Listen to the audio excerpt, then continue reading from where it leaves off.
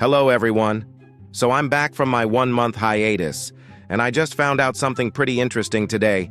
We all know the game Toilet Tower Defense, right? Yep, the game with an incredible amount of effort put into it. Like, look at this toilet. It's sliding so gracefully. The developers put a lot of effort into animating this. You can literally see every detail of movement from the toilet. This game is honestly so amazing. It deserves the thousands of players swarming to play it every day. Okay, but actually though, what has this game become, bruh? Why is there even an RNG update in the game? Doesn't the game have enough RNG? Like, their entire game is literally based off RNG. You need good RNG to get good towers in the game, because that's literally the whole point of the game. They want to entice children and get their whole adrenaline pumping for that legendary Ultimate Titan cameraman. They are just adding this mechanic since they want to hop on the bandwagon of RNG games and get all that Souls RNG fame. I guess the developers are just doing whatever it takes to earn more money. I mean, this game kind of fell off a little since it used to have at least 100,000 concurrent players. Now it's barely even reaching 50,000. The literal only thing that is still keeping the game alive is the Skibidi Toilet branding. I mean, if the game wasn't based off Skibidi Toilet, I don't think anyone would even play it. The quality of the game is just absolutely horrendous if you ask me. Toilet Tower Defense is basically just Pet Simulator, but a lot worse. The only similarity between both games is the cash-grabbing aspect. Other than that, Pet Simulator is far superior. Let's see, in terms of quality, Pet Simulator 99 at least has a decent-looking, brightly saturated map with visible effort put in, even with many cool-looking particles and effects that happen to keep children hooked and glued to the pixels on their iPad. Now, on the other hand, Toilet Tower Defense has absolutely nothing to offer. The building and models are fine, I guess, the animation is of minimal effort, and the whole game just seems extremely bland and boring. Skibidi Toilet is the life support of this game. It is literally the only thing holding Toilet Tower Defense together. This is also partially why the game has been on the downfall recently, since Skibidi Toilet has also been slowly dying over the couple of months, which was inevitable. Don't get me wrong though, I absolutely love Skibidi Toilet. It is an awesome series. I just don't like the fact that Toilet Tower Defense is using the branding to manipulate children into playing their low-effort cash grab game, which would ultimately also affect the reputation of Skibidi Toilet as a whole.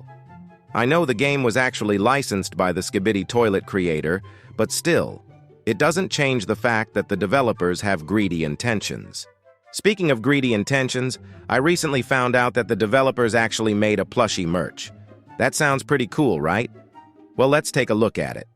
Okay, so over here we see a weird-looking French fry-looking abomination. The title of this plushie is Golden Speaker Man Titan Plushie. I just want to point out that this is not even an official Skibidi Toilet plushie, and this character is also not in the Skibidi Toilet show. Now let's look at the price tag. Holy Skibidi! It costs $150.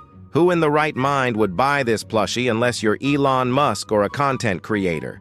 Literally nobody is going to pay $150 for a fan-made, unofficial Skibidi Toilet plushie. I know it comes with a DLC code that gives you an exclusive tower in-game, but if you didn't know, the developers in this game are terrible at balancing towers. The power scaling each update changes drastically. What I mean by that is, for example, the best tower in the game does 4,000 DPS. When the next update comes, the new best tower would probably do 20,000 DPS. This would then continue with each update, which is a gimmick the developers use to keep people continuously playing, since they would want to keep up with the newest towers and get the best stuff. What I'm trying to imply here is that this exclusive Golden Speaker Man Titan Tower would eventually be outclassed by new towers in the next update, which would essentially make the exclusive plushie tower useless. To be honest, what was Talanthric even thinking when he was deciding the price of this plushie?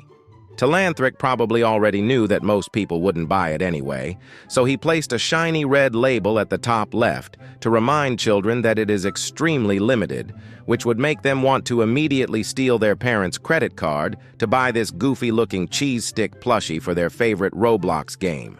This plushie doesn't even look anything golden, bruh. It looks like Titan Speaker Man wearing a hazmat suit like he is in Among Us or something, bruh. And what's pretty ironic is the fact that this unofficial Skibidi toilet plushie is even cheaper than the official one. My boy DeFook Boom should get a share of the revenue made from this goofy plushie.